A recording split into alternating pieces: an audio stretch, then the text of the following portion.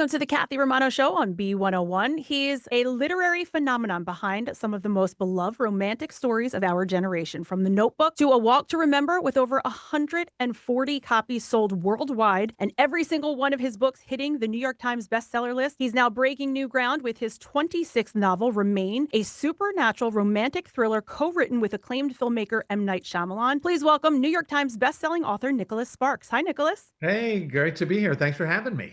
Yeah, thanks so much for coming on. So, this is your first collaboration with M. Night Shyamalan? Absolutely. I mean, and it's exciting. I don't know. I don't actually know. It might be his first collaboration too. I think. So, Night and Bhavna have been friends of mine for years. So, when this interview came over, I was like, oh, I need to find out about this collaboration. Absolutely. Yeah, it's fun.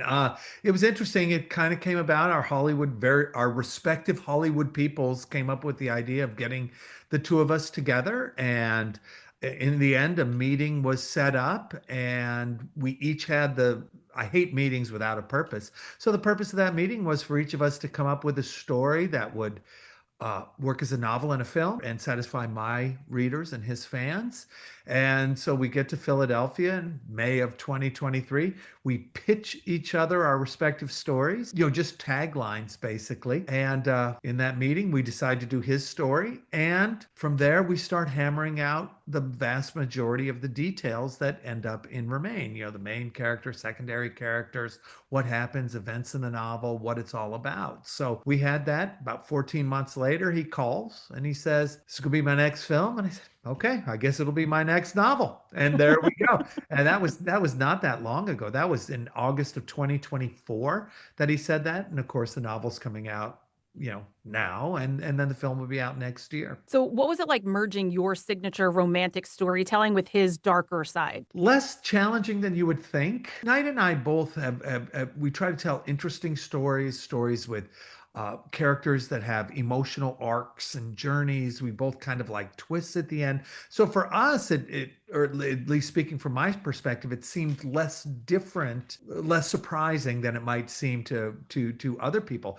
I've had love stories, and to keep them unique, to keep them different than things I've written before, I've really had to vary all sorts of elements in my story. So I've written love stories with danger, and love stories with thriller elements, and love stories with adventure elements, and love stories with mystery elements. This one, I just included a supernatural element, and there we are. And I think people are really going to enjoy both the novel and the film. So, what can people expect from this novel? Well, what do you expect from me, right? A good, meaningful love story that feels real and honest and hopefully moves the reader in all those ways, that moves the reader to the point that they root for the characters to fall in love and actually feel a bit of it themselves as it's happening. So you have that. And of course, you have some of the night elements, right? A little bit of some supernatural elements that hopefully will surprise the reader, maybe scare them a little, but certainly keep them on the edge of their seat as the rest of the story unfolds. Traditional for Night is to do that twist at the end. Are we going to see a twist? Maybe. Yes, of course, there's a twist at the end. And here's the fun part, right? People say, well, if they read the novel first, won't they know the ending of the film?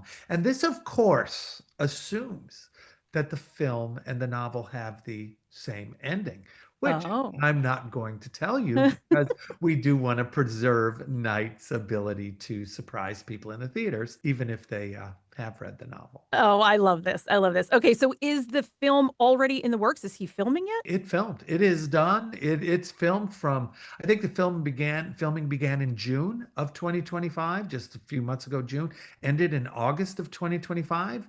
As we speak, I think Knight is in the editing room and he's probably more than halfway done, at least with the first draft of the film. And of course, there's multiple rounds of editing and thing, but it's certainly on track. And from what I know, he's thrilled with how the film is turning out. And of course, I'm thrilled with how the novel turned out. You have an event here in Philadelphia Monday, October 13th, just one day before the book release. What is the event? It's fun, right? We're going to be up on stage. We'll be talking. We'll tell people. I think they'll get a little bit similar to this conversation. Hey, how did this come about? But also what it was like working with each other. What are some of the funny stories, maybe on set or when writing? What was it like when you two met? What do you two two do when you meet? What do you talk about? Whatever people want to know, I think there'll be a little bit of that. That kind of conversation. Certainly learned the behind the scenes stuff going on, both with regard to both projects. And then, of course, you have a chance to get photographs with us, which is always fun. So it'll be both you and Knight, and it's at the Miller Theater. It is. It's at the Miller And Theater. Looking forward to seeing a big crowd. yeah, people can buy tickets at ensembleartsphilly.org. Were you on set for the filming of the movie? And was he, I mean, I guess he's not sitting in the room looking over your shoulder while you're writing, but Yeah, he was not here when I was writing, but we spoke two or three times a week throughout the writing process, both the screenplay and the novel.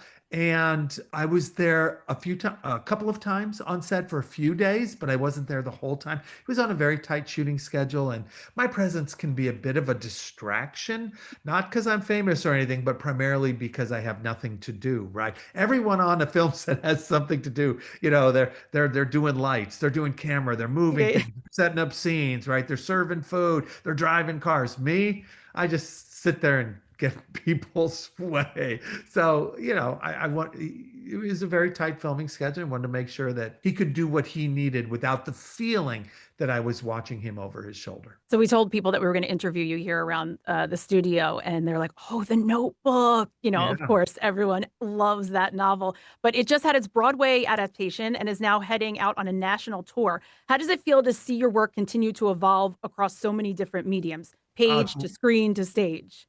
Yeah, a lot of fun, and it is different. You know, if you've read the novel or seen the film, this is a new way to experience that story. And they did such a wonderful job. Ingrid did such a wonderful job on the music, and Becca did such a wonderful job on the book. I was enthralled by the Notebook on Broadway, and I'm excited that everyone will get to experience this story in a new way. After 26 novels, all New York Times bestsellers, what still excites you about storytelling and keeps bringing you back to the page? Same thing that did the very first book, right? It's the challenge of doing it. Can I tell a story? Can I tell an original story? Can I pull it off one more time?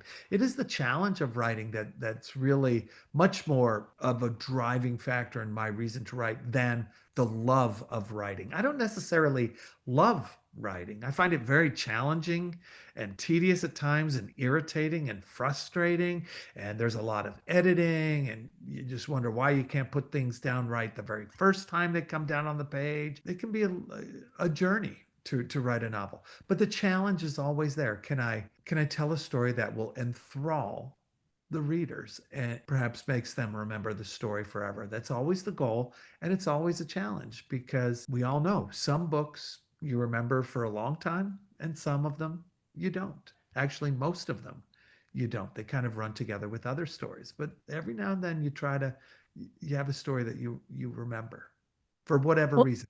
Maybe it's a certain period in your life, or it resonated in a certain way.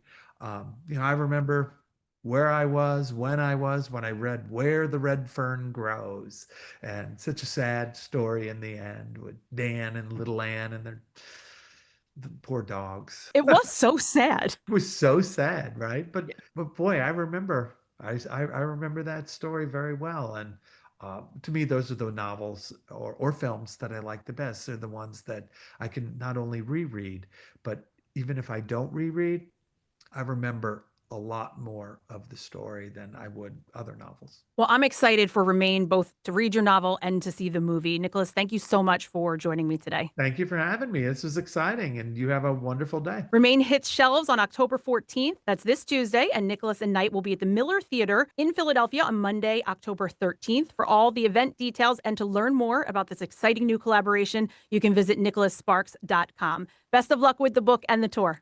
Thank you so much.